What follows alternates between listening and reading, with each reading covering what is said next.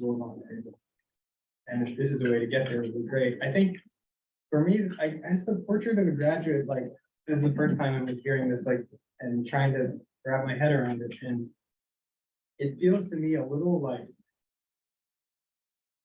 sort of 12th grade graduation outcome focused. And like there's this and I was reading recently this saying that with kids we have this, we treat them as becoming all the time and not as being, right? Like as things that we're trying to leave them somewhere and not like supporting them as who they are in that moment and the emotional like needs of them there. And so I think a lot of like so there's a part of me that's uncomfortable with this idea of forming a strategic vision around like the things we need them to achieve by the time they're done, the things we want them to look like 10 years from now, because I think a lot of what the needs, especially like at the younger age, is really giving them that space to grow and be supported in that moment. And I think that's I think that you can do that with the portrait of a graduate framework, perhaps. Again, the first time I'm hearing about this, but like it feels like it runs the risk of like being evaluated through these testing metrics and outcome-driven metrics that at the end of the day don't get at like some of the core problems with the emotional well-being and lifelong learning, things that need to happen in a different way than testing and end of the day out. Does that make any sense? It does. We've talked about that. I mean, you mentioned that back in the fall, and we've been talking about that as we have talked about, how do you measure the success of what you're trying to do in Vision of a Graduate, and how do districts do that? And I think it would take something different than what we do now to really truly measure the kinds of things that we see on those sheets, right? Yeah. And so, but I don't think it just starts in 9th grade and finishes. I mean, everything, the conversation about literacy at K2, literacy experiences for a student really impact, what comes after, and their feelings about how they handle, when they're up against something they don't know how to do, and that growth mindset and grit. Those are all things that, if you don't develop them early, it's really hard to develop them later. And so I think that, I mean, the article you read that talked about, becoming versus being is a compelling thought to discuss. I think those are the kinds of things that we would talk about in this process, and what does this look like for K through 5, and what does this look like for middle schoolers? I think it's powerful for us to have the opportunity to have a pre-K to 12 district that can work so closely together on developing this, so that it's not just what the high school community thinks we need to do around, student outcomes and what we stand for as a district, but all of our stakeholders. I think that's a better reflection of our district and the values of our district. So, but it's not, I don't know that there, I haven't found a plan that's detailed enough yet that has Vision of a Graduate as its central focus, that in the plan it really is explicit about how it assesses some of the things that are hard to assess, or how it measures the things that are hard to measure. I did see, there are some references about surveys and benchmarks they're looking for in terms of, sense of belonging and some of the SEL and habits of mind type of behaviors. So I think we have more research to do to figure that question out. Yeah, I mean, I guess I wonder if we need to, portrait of a student, maybe a portrait of like, maybe it doesn't have to be because like and when I just look at these, and I know this is just examples, like right. The things that they put here, like what's missing, these are all like things that are going to allow students to achieve something, as opposed to like my question, like, are they happy? like, are they like supported in their body? So, yeah. I mean, I think I agree. I mean, I know NEASC is driving us to this portrait of a graduate, but I think the phrase graduate really does focus on a particular point in time. So I think, I noticed they have profile of a learner, profile of a student. I think that might be, everybody says portrait of a graduate is a K-12 or pre-K-12, but I think that might be an important wording choice, is to think about portrait of a student or portrait of a community member. I don't know what the phrase is, but Well, if you look, Brian, at the second example of Mary Davis, the Evergreen School District one, that one's titled Profile of a Learner, and you can look at some of the elements under community. I would just say with print's awful small, but I think it says communicator and advocate, and some of those things I think are not focused just on something you assess at the end of the student's career. That's something that you know, be hoping it would be developed all along. So I think there's ways to get this done within the framework that NEASC is pushing us towards and requiring, but also accomplishes the goals that we're talking about here. I just think we have to be careful and deliberate in how we design it, which I would assume would be a central element of the strategic planning process, right? Right. I would think. I mean, I I don't think potentially it's a very powerful opportunity to do exactly what you're talking about, right? Step back, big picture, and say, what is it we value in this district? Okay, now let's talk about how we get there and what makes that happen. Which is not something that districts necessarily do that often or that frequently, right? It's always sort of incremental, or in the default of other metrics and other values, you end up with best scores, right? So I think it's actually pushing strongly in the direction that you're trying to push. And I'll just say that I don't know, I've been, like you, I've been part of mission and vision processes that felt like a complete checkbox waste of time, and I've been part of some that have been really profound and transformational. So obviously we're aiming for the second, but one thing that I kind of take some value out of, for, I think Mark and Jake, you were here for the student growth and achievement. Actually, it was right here in this room in the library. We had there was like 40 people. It wasn't the whole district, but we had parents and students and teachers, and I had these conversations. It was the most easy process I've ever seen in terms of, like, you come up with 20 things, you put them on a whiteboard, you start to group them together, and boom. I think the Orono, kind of like you were saying, the scale, Orono really actually is a community where I think there's a shared set of values. So, I mean, I'm not going to look exactly like student growth and achievement, but I take some sense of optimism out of the fact that process converged so quickly, and a set of values that really, I think, have stood the test of time, but they're going to get rephrased. But, we're going to, I don't think, I'm optimistic we're going to converge on a set of values. And then I think this is a chance to do what you're talking about. I mean, correct me if I'm wrong, but I think some of the things you're talking about are incorporated, right? The whole student and the kind of mindset and personal character things, but maybe being is a piece that's not on here that could be on here, but and then to really walk down from that, what's that look like to tackle that? So I think it's a big opportunity. I don't think every district could do it in a way that was meaningful in a year. I think this district probably could do it in a way that's meaningful. We've had a lot of conversations already, and there's a lot of shared values in this community.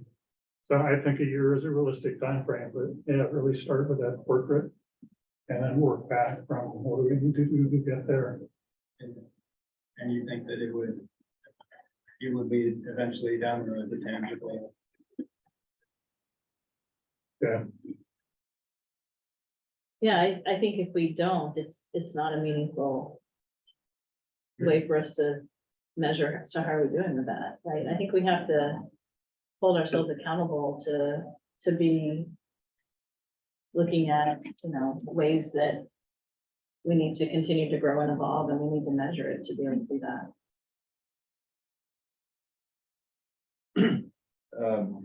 I'll jump in. I think it could, right? I think what you're saying is there's concerns, but then what Mark is and what Brian are saying is I think there's potential. And I'll echo sort of Mark's observation of the example from Meredith. what I like about this, and I think it's what Brian's saying about some of your goals, is there's opportunity here to do more than just focus on the academics, right? So the kinds of things that maybe we haven't seen traditionally in some school districts, we could include here in our vision of a learner. And that is, so there's like great potential, right? But yeah, certainly we could imagine situations where it doesn't go as deep as we want, or there isn't any follow-up. So I'm hearing those things from people, if that makes sense.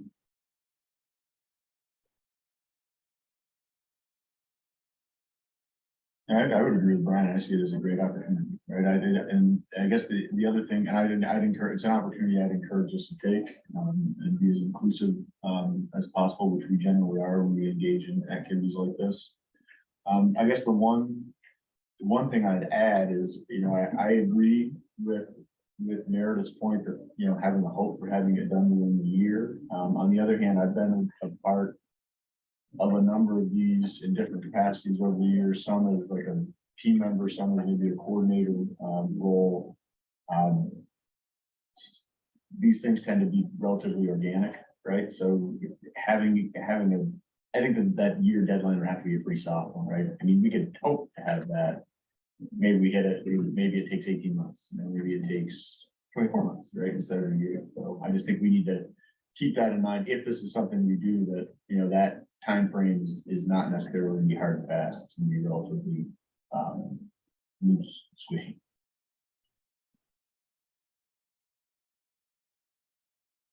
Yeah, I mean, I think it would be an aggressive timeline to make it a year. So I think that's the shortest we can possibly, imagine this taking.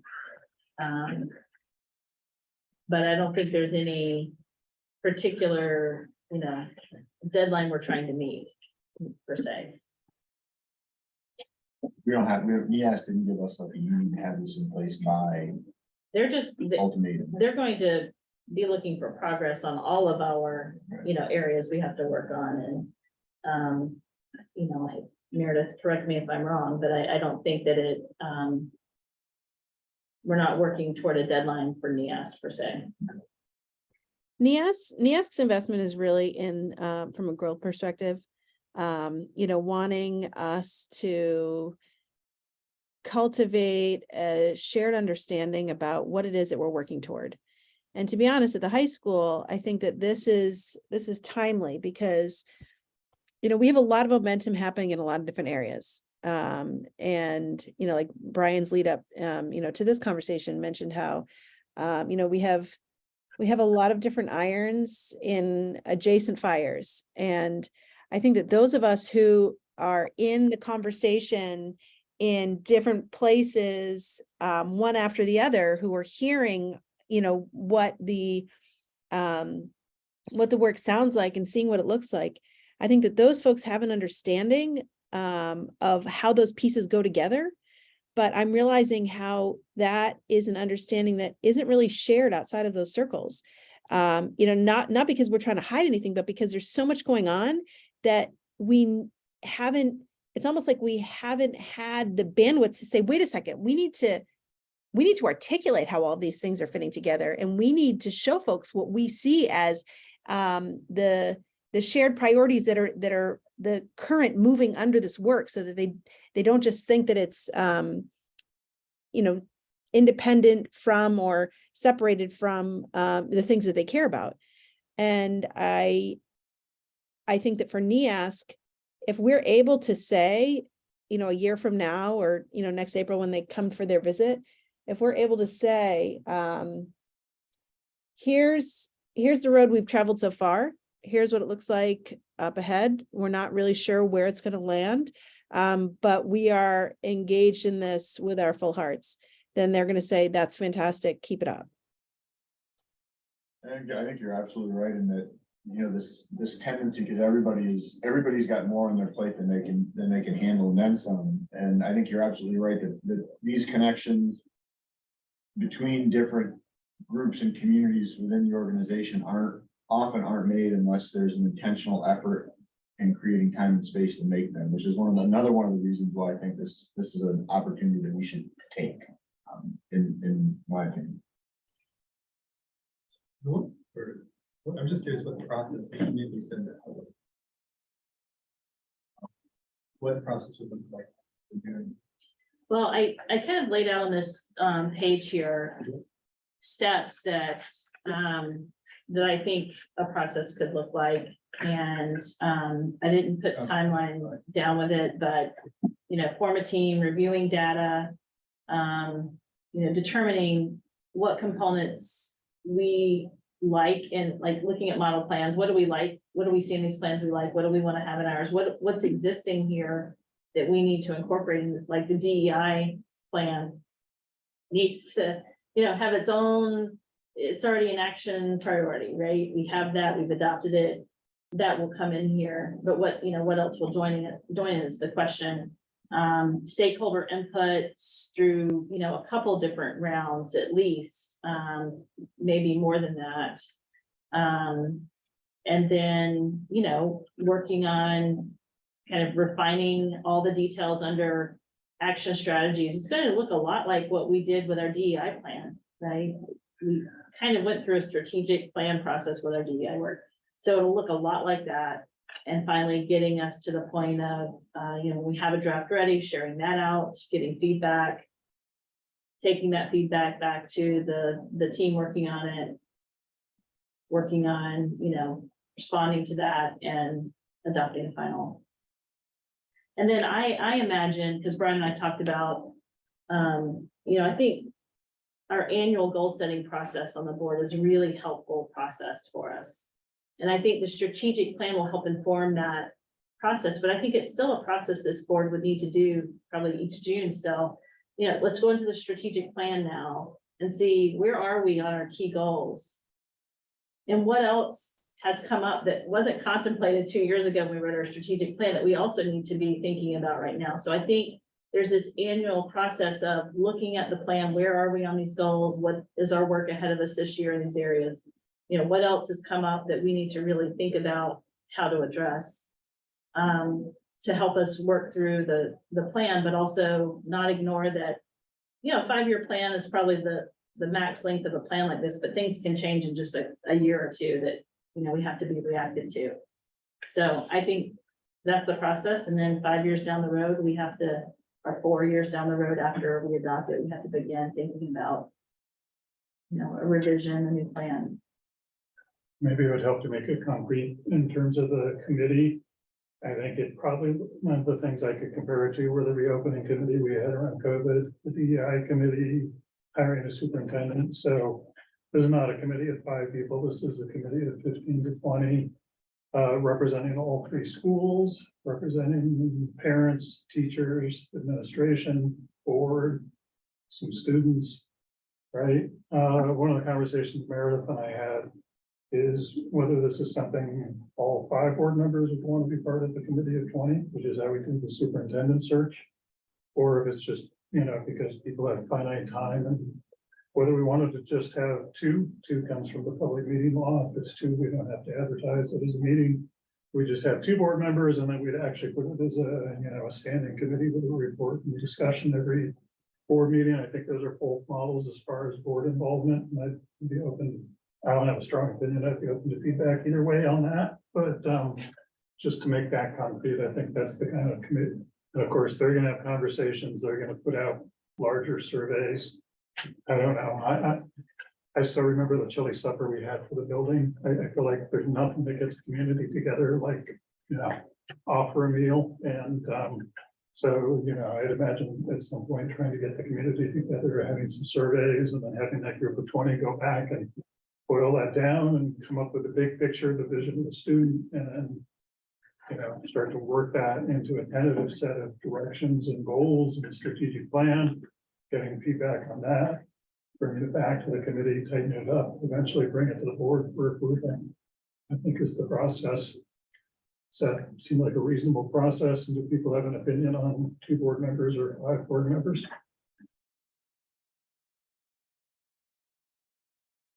I certainly think it's a reasonable process.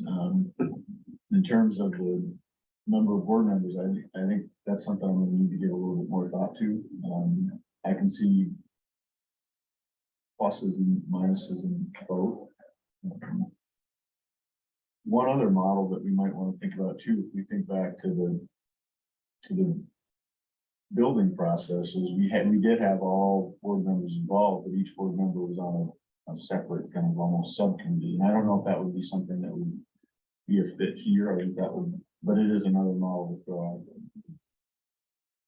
Yeah, I mean, that could emerge if we have 5 sub areas we're focused on, right? And I don't know that we would, but it's a possibility. The building that kind of, I can't remember now, we had each of the 3 schools, and then we had the PAC and the sports field. And you served on all as a, Right. with me and Brent, that's how Yeah. I did it, there were 4 committees. And then you and Brent and I kind of bounced to all committees. After them, yeah. It's a little bit like what we're doing with DEI right now too. Yeah, I guess I worry a little bit about not having all board members involved, because it seems like there's some really key conversations happening that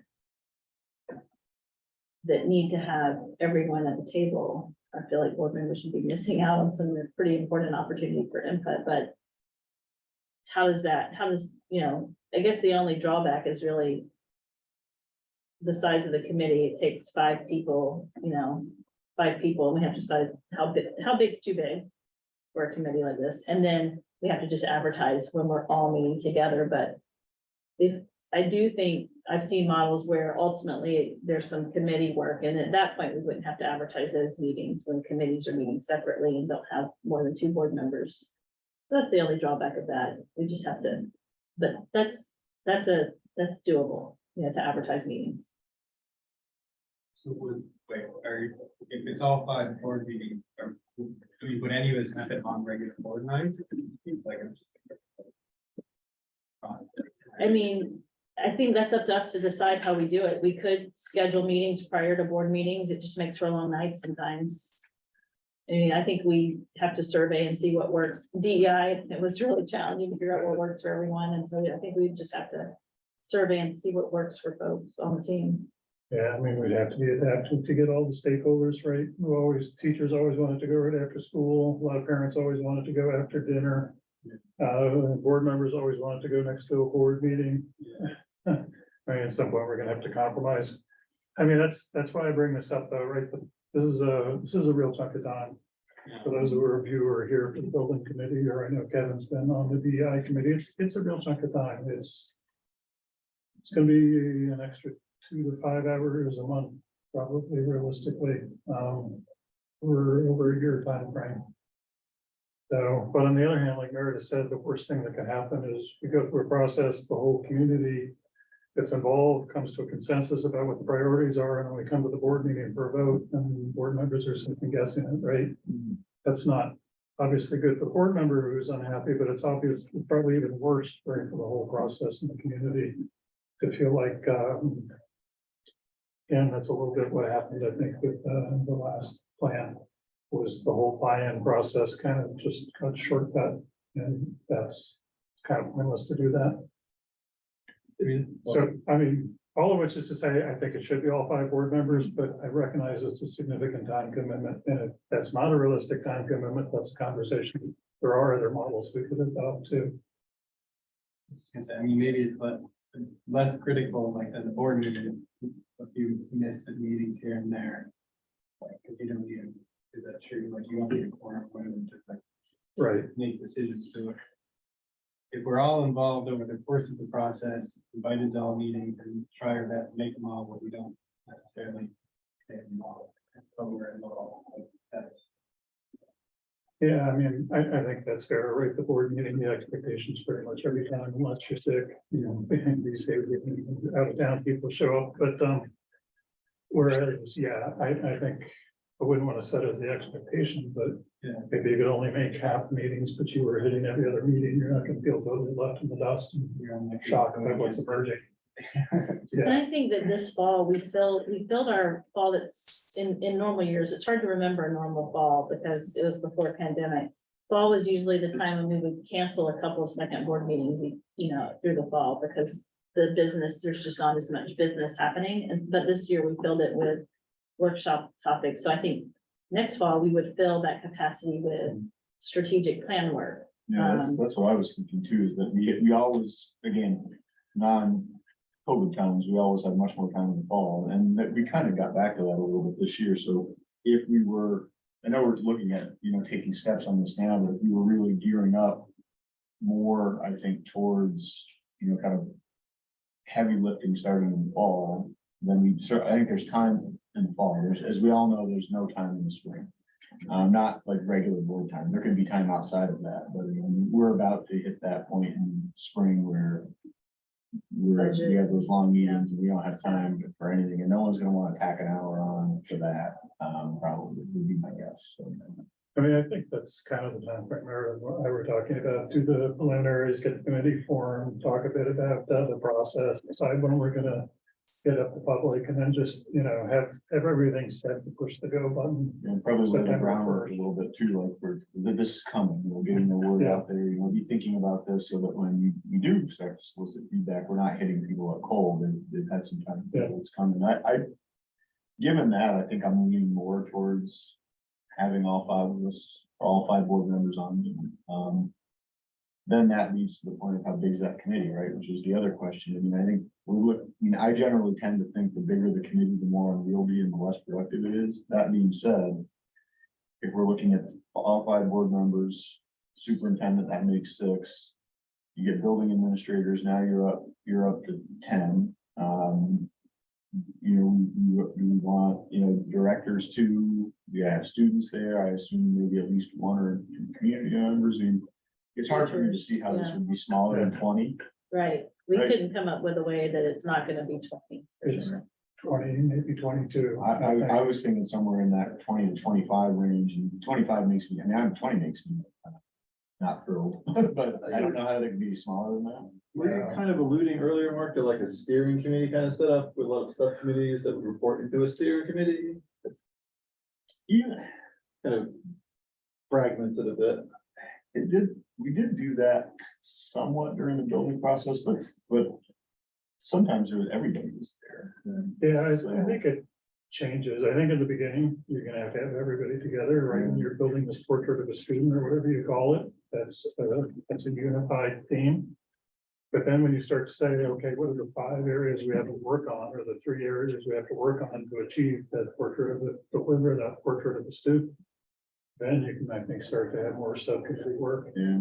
So I think it changed, which is how the building committee worked, right? We Right. started out with literally 300 people, or whatever it was, 150, 200 people in the cafeteria at a chili supper, and then it kind of eventually worked out into these are the areas. And we then worked out into 5 committees who started to make hard cost decisions about, we're gonna do that, we're not gonna do that. I would imagine something, and then it all comes back, in this case, we'll all come back together with a big plan. I wonder too, like within, I know 20, 25 people, so we'll be at a meeting, but if we were to run them in workshop ways, like after we just split them out, it might be. What's a small group conversation? Back with service splitting and coming back again. There might be ways to take it. We did that with the DEI, Equity Leadership Team workshops. I think we routinely had a couple dozen people, and those are facilitated quite nice. I felt like, they were long, they're 3 hours or something, 4 hours, but felt like we got quite a bit done. And I'll put my vote in. I definitely don't think we should restrict it to 2 board members. At the very least, I want to be involved. I think most of us are interested in this sort of thing, so. Yeah, and Noah's mistaken, it's not quite the same thing as a board meeting. If you just can't pull the childcare together one week for one of these things, I don't think it's gonna be a big deal, as long as you're keeping the pulse on things and getting your voice out there. Well, and I think also we, with DEI, we tried to, have a hybrid option for people. Yeah. That made it easier for people to get to meetings. But then, Kevin, we had large group meetings and then we broke off during plan development into committee work. Which was easier to schedule, right? Because fewer schedules trying to coordinate. But I do think we have to get kind of through the initial work and then identify priorities. And then probably that's the point where we break off and work in committees to really flesh out priorities into, goals and strategies.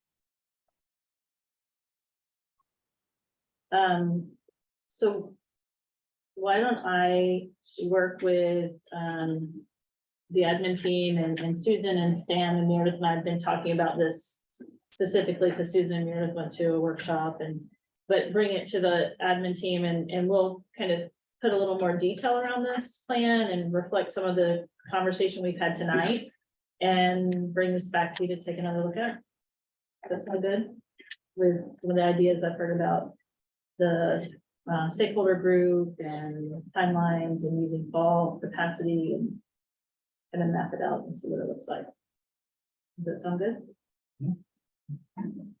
I mean, just to make sure we don't have to vote on this because there's no action, but if anybody think this is a bad idea, waste of time, it is gonna be a lot of time. Probably haven't said anything, but I think it's a great idea, actually, and I'm glad to see that it came from you as far as bringing it forth. And what resonated with me is when you said that, because I agree with you, you're not a big fan in doing something, just check a box, if we're gonna do it, let's do it and make it our own. Instead of the last time we did it, didn't really, the start of it really didn't even feel this good, really, so. No, I think it's good, and I think it's good that it's coming, from the top down. We're done. Okay. On to the next item, which is construction.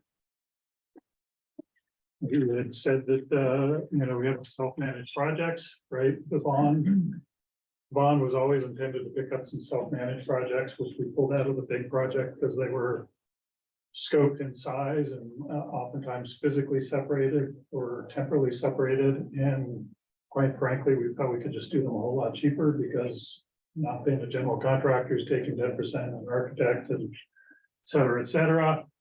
Given the way construction inflation has happened, that may or may not have been a good decision, but it is the decision. I don't think anybody foresaw COVID and construction inflation. So we are where we're at. So we had this list of 4 big projects that we went and worked with an architect, local Bangor architect on. And I've gotten to some reasonably strong price quotes. We also have some other projects, some roofing and the HVAC upgrade that was coming out of SRF and ESSER.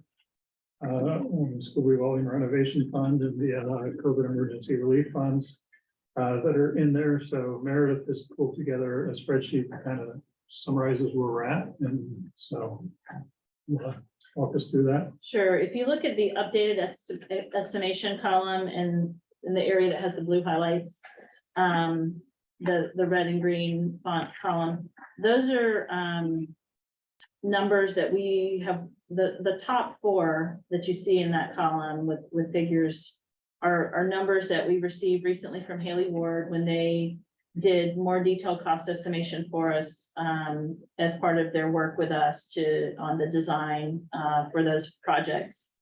And when we put those with the 5 lines below it, which are the other priorities we hope to accomplish with remaining funds at this point in capital for capital projects. You see a total at the bottom there of $2,639,000 and some change. And you also see in the 4 columns that are the 4 bigger projects, the central office concession, restroom building, ASA kitchen reno, and OMS high school library reno. We've expended some money already. That's the work, the architect fees that we've paid to date. So we've been working on this project, and so we wanted to take those out to show, we've already spent some money on these projects. So what's left? That's what you see in the remaining 1/6 column. And when I guess I should have put the concession restroom building in that column, I didn't. When Brian and Bill and I looked at all of this, along with the other 5 projects against the revenue we have remaining. If you look up in that green box in the top left, we have what you see there, 618,000, almost 619,000 left in our bond account, bond/band those are all the bond funds that started with 16.845 million that the voters approved. the capital reserve account that is our capital improvement reserve account currently has the 628,000 and change. Our current budget, we budget 100,000, actually we budget 125,000 each year. And 100,000 of that we try to keep for our capital improvement plan. And right now, this is our capital improvement plan, which you see on this page. But there's a whole nother plan of $3 million worth of projects that we also want to do over the next decade, probably. And then I've also projected for FY24, which is a budget we haven't created yet, but we're about to show you our work on that. What we have been doing, which is $100,000 in the budget, and then another $100,000 that we typically have put over into capital reserve from our unassigned fund balance to get us to an amount of $1,410,000, 351 and 3 cents, which is what I would say we have right now, knowing, are looking at current reality for revenue, without any change in our decision-making or our probably intentions leading up to this year and next year's budget. So 1.4 million is what we have to work with right now. When you look at how much the projects cost, you also have to add that we still owe Bowman just over $100,000. We're holding some retainage still for projects that, we've been working through punch lists and working on holding back some retainage, hopefully to help us make sure the field gets done properly. So the row in red at the bottom right shows when we add the blue projects to what we owe Bowman, if we did all of the projects in blue under the remaining 1.6, which I've taken out the concession restroom building and said, that project being estimated at 785,000, we don't see a way to fit that in right now. And the other projects were the higher priorities, the central office, the ASA old kitchen, and the library here that we're sitting in. When you add all of those up, plus the roofing projects, the HVAC projects, and the other couple small ones there, it gets us at 1.9 million and some change. So there's a gap of around 550,000, actually 520,000, right? And so when, Brian and I talked about what to do about that, we have some choices. We pull out presumably the third priority of our big projects for now, the library project. And that has us come in at 1.376 with these estimations, and that fits under the 1.4 million. It's really hard for me to give up the idea of the space doing something here.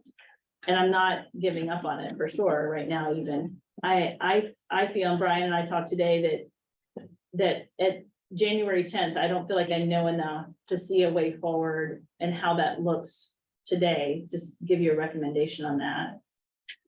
But I feel like by March or early April, the picture will be more clear of what subsidy looks like, what our budget for this year looks like, to know if I feel comfortable, for example, using more of our unassigned fund balance to do that project. But I can't say with comfort today that that's a recommendation I can bring to you right now, because there's just too much information that I don't know. So what we would like, one thing I didn't say is the unassigned fund balance data on the left side, kind of underneath the green revenue. The unassigned FY22 number, the 2.798 million, that's the audited amount that's in our audit that you'll receive later this week for the end of June 30 budget that we just finished. So it was $2.7852 million. And you can see, we allocated that amount, $404,874 to specific projects like the Milty laptop payment this year, the maintenance truck, I don't have the list in front of me, but $404,000 worth of projects that we expect to expend this year out of our budget. So that will for sure go down by about that amount next year. Remember, we also allocate money in our budget that we call carry forward. That is about the amount that we've seen in the past to be the amount that goes unexpended in the budget, and that's the 829,000. It's yet to be seen whether or not we will spend any of our 829,000 carry forward in this year's budget. If there's a budget that it would be spent in, it would probably be this year of inflation and energy prices but you know, that's another unknown that hasn't unfolded enough yet for us to really know what that's going to look like. But the other two things I've listed there are expenditures against the unassigned that I anticipate we'll have in next year in FY24 budget. That last Milty payment, because that's where we've been paying for our laptop payments from. And then that 100,000 that every year we've been pulling 100,000 from unassigned to put in our capital reserve account. So at the end of this year, I think, or the end of June 30 of 2023, I would guess that our unassigned fund balance at a max is going to be, you know, 2.1 million. You see there, 2.140. Now, that's a real guess at this point. It's way too early for projections. Lynn, I'm glad Lynn's not listening to this meeting. I hope she doesn't listen to the recording tomorrow, because she will scold me for putting out projections. But you know, there's too much of too much school year left to really know about our budget. But the things that I listed there are things I feel pretty certain about that we know are going to debit against that unassigned fund balance. So sorry, I digressed from talking about the blue columns. I really needed to explain my thinking on unassigned. It's why, you know, Brian and I and Bill feel comfortable bringing you the recommended board action column tonight of, we'd like to ask for the green light to have Haley Ward continue working toward a bid process for the central office and the kitchen project. And to give Bill the green light to go ahead and line up, you know, roof work for the summer on these two projects, because we need to get in the queue now for those. And then as budget and spring unfold, we can look again at what we want to do, what we want and think we can do with this project in the library. You know, the term value engineering is a project that gets used a lot in our conversations when we talk with architects, mainly at this phase of work. And it's something that we think there's some opportunity for us to do in these projects to hopefully bring down costs. There's more design work to be done. We have some ideas of things that you know, we'd like to see happen, but we could probably do without. One of the things in this space is the bathroom project. We'd like to have the bathroom project done, but it's a part we could probably segment off and save and try to get some state funds to help with that, because it's an ADA issue. So we could probably segment that out and save money to get the larger library done and wait and do the bathroom separate. And there are other ideas like that, you know, we'd ask the architects to help us come up with a list for perhaps how to save some money on all these projects in order to hopefully get them all in. So. I have very simple questions because I'm still a newbie with budgets.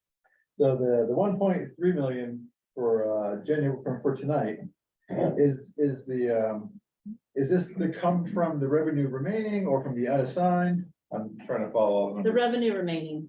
Okay. To put the library back in, which is the thing we're all sad that it's not in. Right, the only way right now we could do that would be to take it from unassigned. Right, take it out of the bank account. We in this district have had a long practice of only taking money out of the bank account for one-time expenses, not for recurring expenses. I won't name names, but I know other public institutions that have been taking money out of balances to pay salaries, which are recurring expenses. But on the other hand, that's a really big, it is a one-time expense, but it's a really big one-time expense. And then you end up in a conversation about how low an unassigned balance are you comfortable with? Right, what kind of reserve do you need to have? And Lynn's gonna have one opinion, we're all gonna have opinions. Right, so, but Meredith's point is just that we don't have to have that conversation right now, it's premature. We just don't have enough information. You know, if our budget is truly hammered this year by inflation, if the legislature is not as generous as, we think we're hearing from the Department of Education, if, so basically, the recommendation is we're not gonna vote because there's no contracts to vote on, but to basically tell Meredith to go ahead. Well, the proposal is to tell Meredith to go ahead with all the things that have a non-zero behind them in the last column. And that I'm personally, I'm not close to giving up on the library. I'm just saying we should wait until we have a better picture. Right, because it really is pushing us to the limit. So we should wait until we see a little bit more clearly where we sit financially. So, and we had always intended to do the library not this coming summer, but a year from the summer. So it makes sense. Kind of just let it sit until our financial picture firms up a bit. And then, maybe we have a conversation about,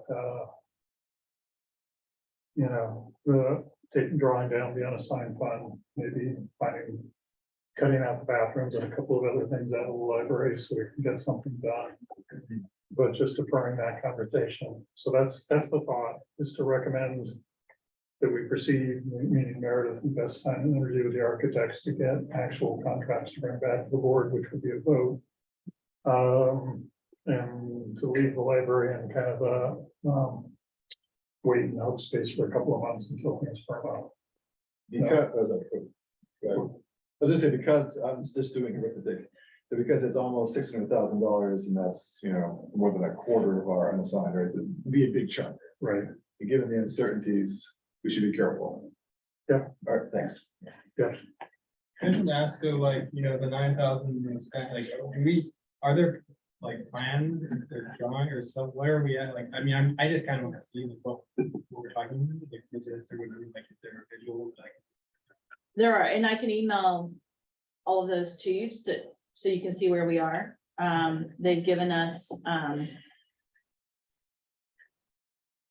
not detailed drawings yet. They're really just some renderings with some details behind them, that we have, gone through a little bit of a process, but there's more process to come. If we tell them, yes, let's move forward, there's a, more detailed set that gets drawn next that leads up to a bid process. So I'm happy to share all 4 projects. Yeah, it'd be great to see Yeah. all. They're not that different from what I think I shared with the board back in November, but. Did we share the plans or just the, I can't remember if I shared the plans or not. I don't remember my son. Yeah, Yeah.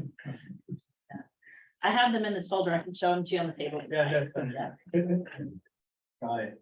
yeah, but I can, Get the show me frequently. in the central office, we've really done a lot to try to get costs down to have more open concepts and in a Yeah. part of that office. In the ASA kitchen,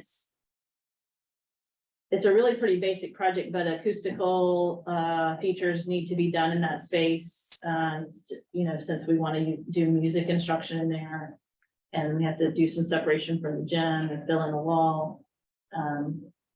This space, it's trying to be creative. They've really done a nice space of trying to update this space, but also trying to think about how to do it in the most cost-effective way, like reusing the shelves and doing powder coating paints to freshen them up. And I'm not sure how much of that you'll see from plans in this space in particular, but In the library, there's the maker space is more formal, right? We sort of have one that's evolved, but there's a real maker space. There's a couple of breakout, like student small group conference rooms, so they don't talk and the whole library hears them.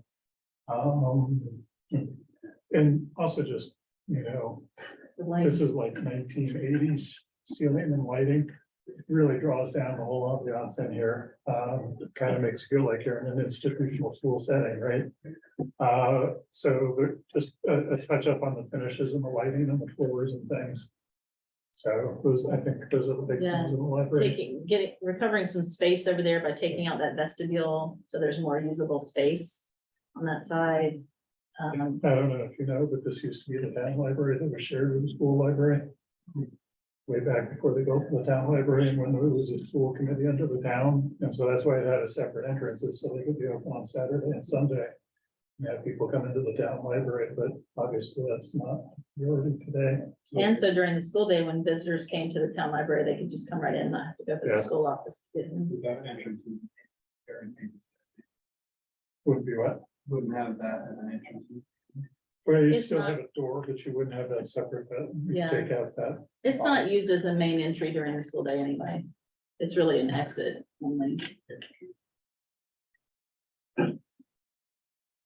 I'm certainly supportive of moving forward, giving Meredith kind of the okay to move forward with the items in that last column.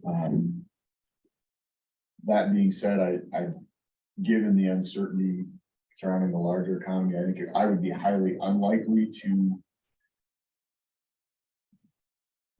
authorize moving forward on the library project in any meaningful way.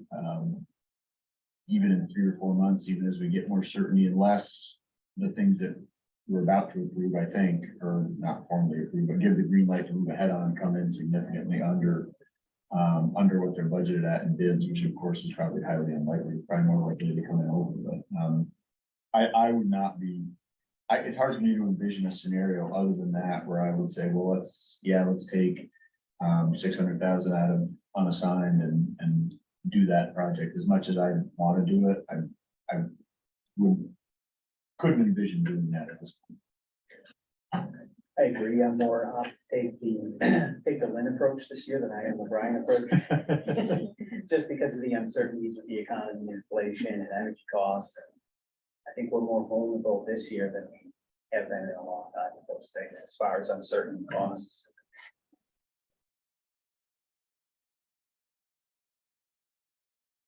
Yeah, and I mean, I think, I mentioned we have around, I would say, $3 million capital improvement plan, which is our list of needs, basically, of things we need to accomplish.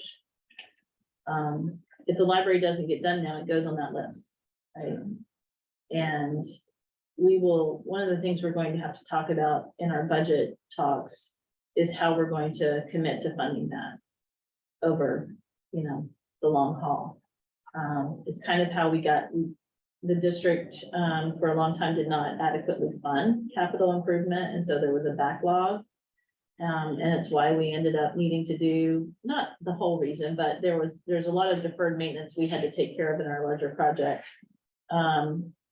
And we have old buildings and so we will have to meaningfully talk about how we're funding capital improvement for our district. I think we just have to commit to chipping away at it, right? And a large project like the library is probably a couple of years of capital improvement efforts that we just save for 2 years and do a large project, as opposed to 1 year doing, 5 smaller projects is a way to accomplish larger projects. But it's not the only large project that's on the list. So that's something that we should sit with and spend some time with early in our budget conversations. And maybe a good time to do that is the first February meeting might be a good meeting where we're not ready to really talk details about budget, but it might help lay some helpful groundwork at that time when you have capacity really to take in that information, as opposed to in the context of everything else in the budget. So I'm sensing Oh, yeah, sure. support for moving forward with the projects we're recommending tonight. Seems like it. No objection. I mean, and just to contextualize this. It's always framed the negative of a hard decision, and here's the thing we're not gonna get to, but, we put out the bond for 16.45. We got everything on the initial plan done. We've got significant new things that were never in the plan. We redid a bunch of parking lots that had never been discussed and were never on our original list because we had a good cost opportunity. And we're getting almost all the way down our self-managed list too. You compare that to the last really big construction in 1980, where they did this extension of high school and a wing down at ASA. They actually had put out a bond that was supposed to fund the Performing Arts Center that went exactly where our Performing Arts Center went. And the cost overruns were so high, they didn't have the money to ever get to the Performing Arts Center. Right, and so this is not that kind of a scenario. This is a scenario you know, we can nitpick on the football field is having to be redone, and the path took 3 months longer than we thought it was gonna take, and you know, it was only by the miracle of Bill and his team that they actually got into the, you know, classrooms with the waxing and things on time, but this is a gigantic construction project that finished basically on time, on budget, on scope, and that's in the middle of COVID. So that's kind of a miracle, and I think it's important. We dive down into the details and say, oh shucks, we're not gonna get to this one item that we thought we were gonna get to, but I think it's important to step back and see the big picture of what happened, and, you know, to give credit to Meredith and Bill and Brent before that, about the fact that this actually did happen. There was an awful lot of babysitting and supervision that made that happen. And, you know, it's pretty darn rare in the world of construction projects this big to be on time, on scope, on budget. So I think it's important to step back and celebrate what happened too. That's helpful framing. Because it is disappointing to, I mean, it's hard for me to take off the concession restroom building. I mean, our whole back complex, you know, I really want a restroom building back there. And I'm not giving up. We're gonna get one day, but it's probably gonna be through, you know, maybe some capital fundraising and, you know, doing some fundraisers around, you know, for that, but we wanted everything on the list, but if we don't get the last two right now, I think that we should consider that a win. Cause you know, we've already done $400,000 last summer worth of the self-managed projects as well. So we've marked a lot off. Yeah, we had a long list. We never thought we were gonna actually get to everything. It was the hope list. It was not a commit list, so. The glass is 90% full, not Yeah. 90%. Yep. Anything else on construction? Okay, It's exciting. staff nominations. I don't think, are there any co-curriculars? We do have a couple. Or one, just one. And this was one that has already been going. It wasn't, we realized that this hadn't come to you, so, It's been going on you. yeah. Okay, I would make a motion to approve the co-curricular slate as presented. Is there a second? A second. So, and to read it into the record, it's middle school jazz band, Jenna Costa. Any discussion? All those in favor? Passes 5-0. Okay, policies. We have done a raft of working through the J policies, which is the student section. We have a bunch that are coming forward from the policy subcommittee of various states. Some of them we just tweaked, some of them were, you know, we hadn't updated our policy in 5 years, and we just said we should really just use the Drummond and Woodsum. So we'll start with JFABA, which is admission of non-resident tuition students. And really, I think the only changes are typos. We are no longer, wait, no, I'm sorry. I was thinking of a different one. This is a complete replacement of the policy that we had in place. The original policy we had in place was from Sharon Brady, who said, I need to have an objective criteria about. Right, the issue is you get a non-resident student who wants to come, and maybe they're a student who's going to require certain special needs that are going to be expensive. There needs to be objective criteria where you're not just discriminating against students. So we had a policy in place, but we looked at it and it had this lengthy process of presentations to the board of student numbers and the board setting class sizes and things that didn't really exist. So I went out and looked for somebody who had a policy that met the bill, and Portland Public Schools had a policy that we felt represented what we actually do in this district in terms of taking students. The bottom line is it can happen in special needs students or regular students, but you can add that one more student that requires us to hire a whole new teacher. Right, and that's the thing we don't want to do is we're happy to have students come into this district when they're, you know, contributing to the pot and their extra revenue, but when they're actually turning into big costs, that's not something we want to take on as a district. And so that's what this policy setting forward is, basically directing the superintendent to use objective criteria about not substantially increasing the cost. So I would make a motion to approve policy JFABA as a revision to the existing policy. Is there a second? Second. Any questions or discussion? Okay, all those in favor?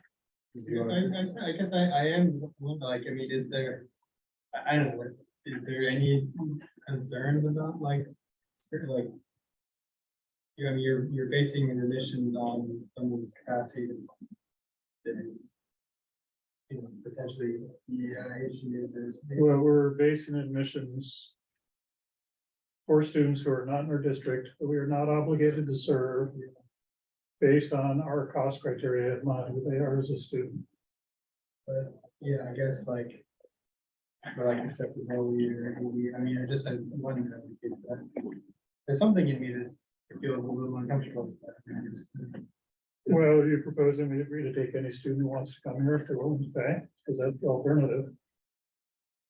Maybe I don't. This is saying we will, the superintendent, so the way the state law reads, the superintendent has the discretion to take students from outside of this district. And this is saying it's going to be based on whether it causes increases in costs to our district. So the key is, these are kids not in our district. Right. We have no obligation to take them. Sometimes we take them. Usually it's a question of, class size. Staffing structure to staff. You know, to take on the student, so. Like in middle school, there were years that I had to say, okay, we cannot take any more superintendent's agreements for this grade because we are at capacity. And I had to do that at ACE at other grade levels. And, you know, it's fiscally, we can't take on hiring a whole new teacher to accept a superintendent's agreement student when, you know, their resident district is the district that's obligated to educate them.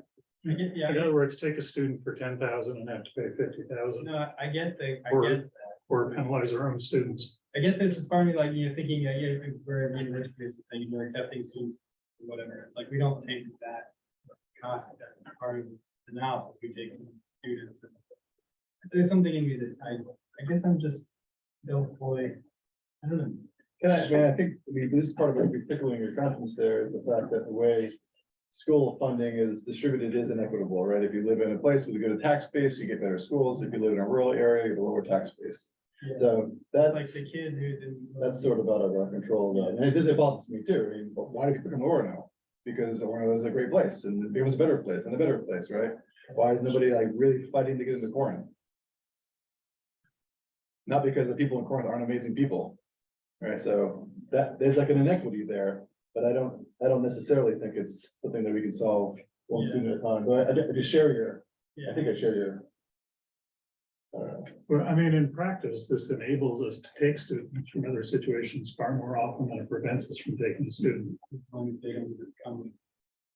building. No, there's nothing there about that. Like, what are we talking? That's like, that's why we have this policy, so it's clear that it's not about, oh, you have an exceptionality, we're not gonna take you. What is the cost?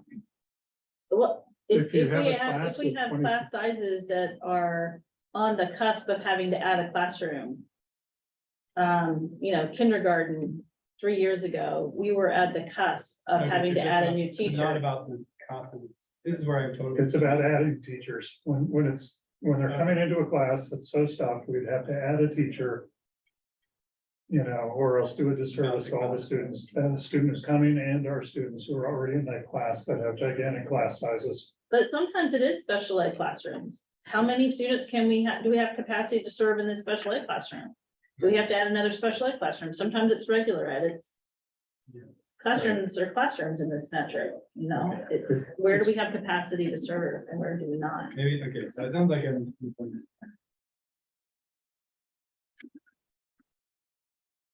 I mean, the key, I think, is clause B, right? A lot of it's just they have to pay and everything else. Clause B1 is the key clause. There has to be sufficient course and classroom space available. Right? And that's a student independent criterion for why the superintendent can say, yes, we can take you, or no, we can't take you. If we have the capacity, spare capacity, I guess is the key word, if we have spare capacity in our school. This, you know, this basically says we'll take them.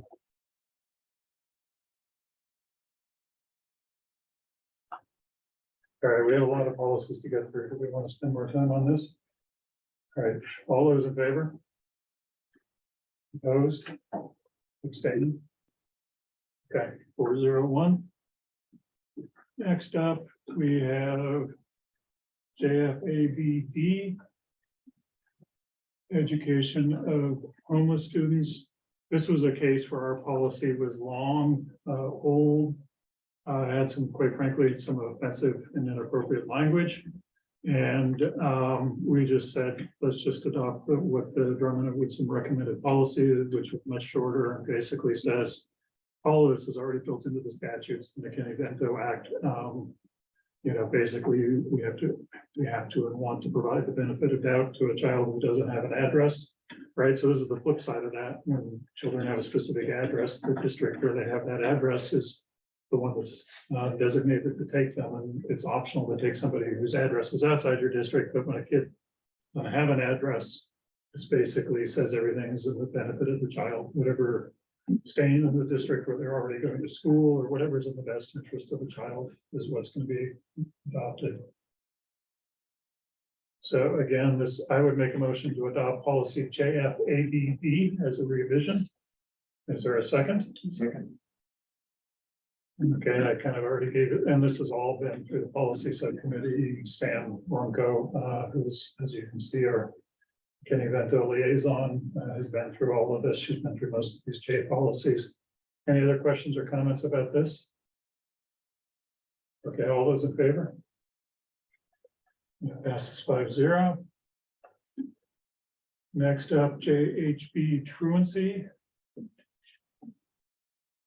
This is mostly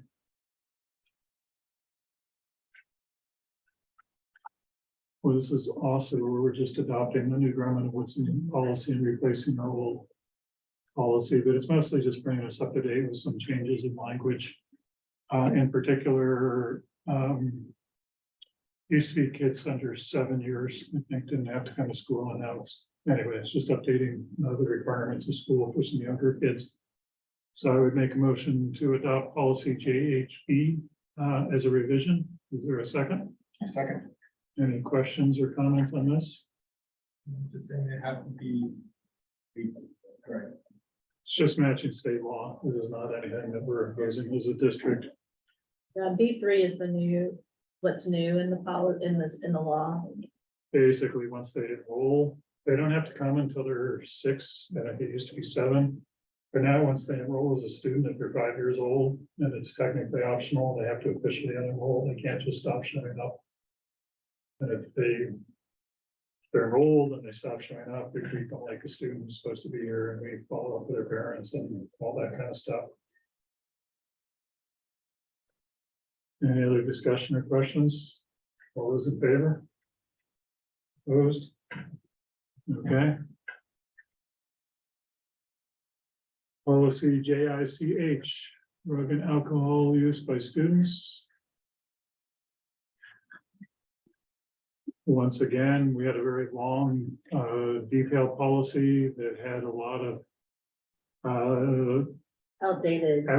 language. things. We were supposed to refer them to a state education program that doesn't exist anymore and things like that. So this is replacement with the Drummond and Woodson policy. I would make a motion to approve policy JICH as a revision. Is there a second? Second.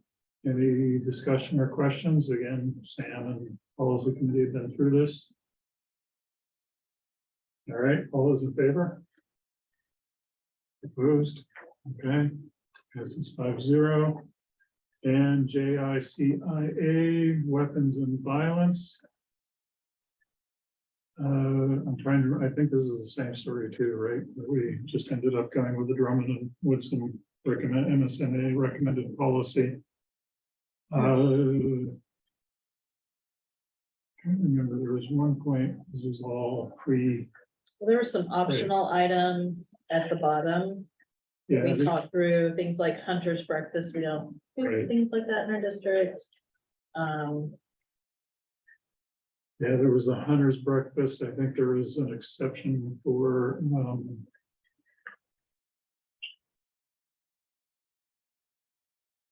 There's the archery stuff. right? There was an Yeah. archery, yeah, which we do have archery.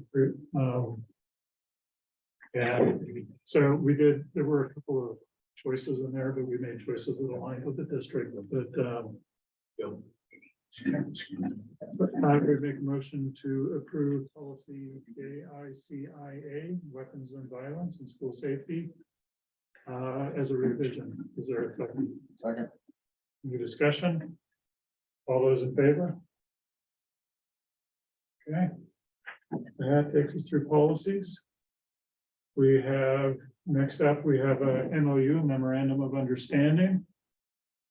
This is a modification, so the MOUs are modifications to one of our existing bargain contracts. This is a modification to the ESP or support personnel, ed techs, janitorial staff, that kind of thing.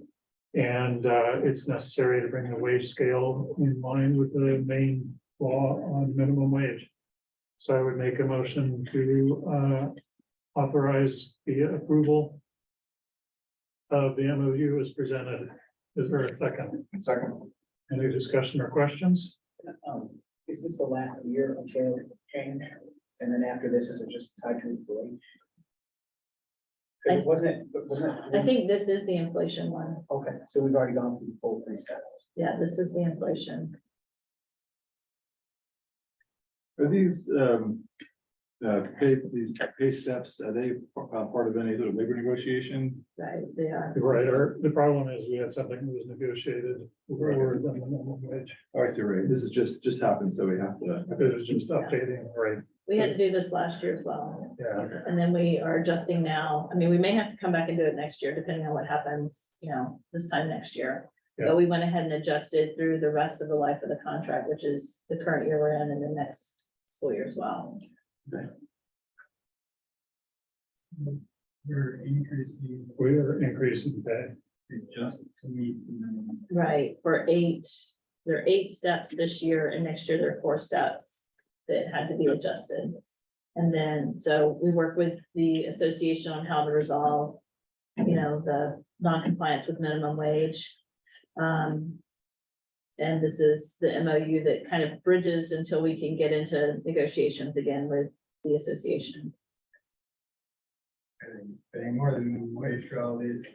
Well, this is only hitting us at the bottom of the pay scale. Right, people who've been here for a while are not, they're above minimum wage. Yeah. Any other questions or comments? All those in favor of the MOU? Okay, passes. So you want to introduce the donation? Yeah, so another acknowledgement, we have a $1,000 donation which requires board approval from Van Sickle Kia, and they are donating this to the softball program. I don't know exactly what they plan to use this for. I asked Mike and he was gonna get back with me, but something for the program.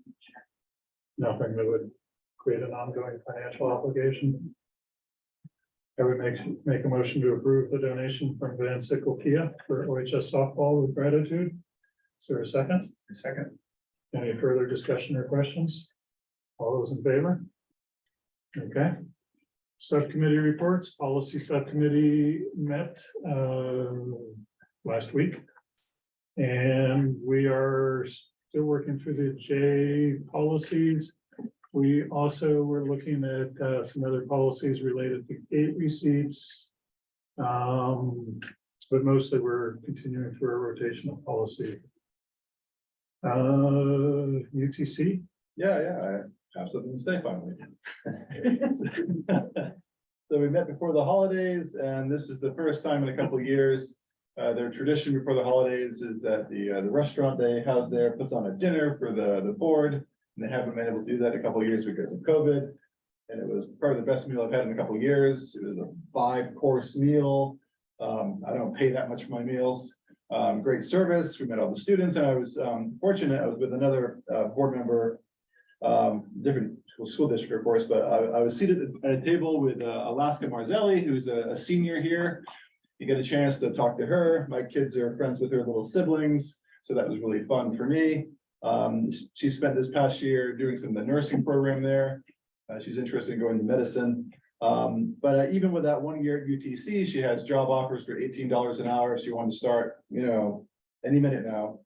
So that was really encouraging, but the food there is really amazing. It's also impressive too, the culinary program there, their budget is like $4 a year because of all the stuff they sell. They essentially break even. So it's a really, really amazing. I mean, they had a brisket there that I don't think I've had meat cooked that well before. Again, I don't eat in fancy restaurants. So it could be saying more about me than that, I don't know. But it was really, really good stuff. And so it was the best board meeting I've ever been to. It was an hour and a half, 2 hours of eating and talking, and then an hour of business, and we were done. We actually used to get similar reports before COVID. That was going to serve on UTC, right? Oh, yeah, I'm gonna be fighting for it if I come back. It's, the one dinner was well worth all the meetings. That's all my business. Anything from Spruce? I think the last time we met, I think was just before our, meeting where we selected, Christy Babin as the interim director for the remainder of the year. So I don't think I updated you on that. I think I told you that we were having a meeting to do that, and Meredith had told you that that was the recommendation, and that recommendation was accepted by the board members there. So I think the plan is for her to serve throughout the rest of the year and then kind of regroup and move forward from there, correct? Yes. Great. Curriculum subcommittee is meeting this week. I think it's an update on some of the math and health curriculum that Mary Meredith referenced. And it's Thursday at 3:30. Either in Shauna Goodall's room or In Shauna's room. there's a virtual option too. There's You are. And I finally cleared the teaching schedule. I think they, whatever, the info asylum, I think gave me a spot there. Okay. So look for an email from Susan Smith, and it's either, you can either attend virtually, there's a link there, or you can come to a room down the hall from the library here. Okay. If you come through the central office, we can help you find your way there.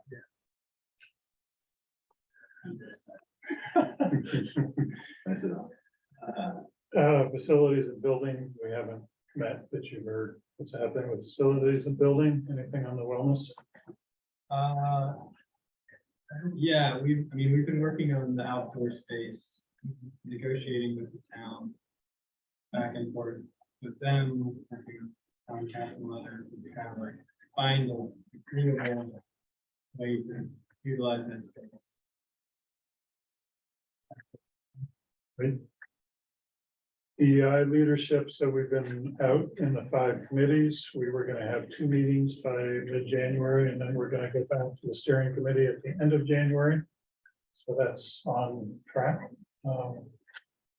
Lots of work happening. I'm not sure there's a whole lot that's been finished and, changed, but the groundwork is being laid on that. Anything in there? No, I mean, we're working on, the committees are communications, student and family welcoming, building cultural confidence and data, collection. Student success plan. Yeah, student success plan, sorry. So really exciting work, as we roll up our sleeves, and we can bring you a more detailed report of after our next leadership team meeting of where things stand. Any other business? Any requests for future agenda items? Any public comment? Not seeing any public comment. Our next board meeting is January 24th, 2 weeks from tonight, at 6 p.m. in the library or on Zoom. Is there any request for information or follow-up? You have a small one, since we're headed in the budget season. I wonder if, I don't know who, probably many of you, but I'd be interested, we hired a full-time social worker this past year, DJ something. Yeah, I'd love to hear some information from her or other guidance counselors about the emotional state of students and how the addition of this social worker has helped. Are they still buried in cases? Do they need more support? So kind of an update, the impact of that position being added would be great. I'd be grateful for that. Great. We'll definitely do that. Thanks. Any other requests for information or follow-up?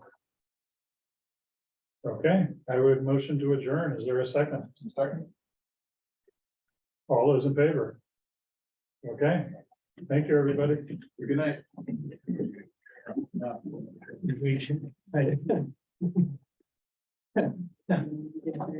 Yeah.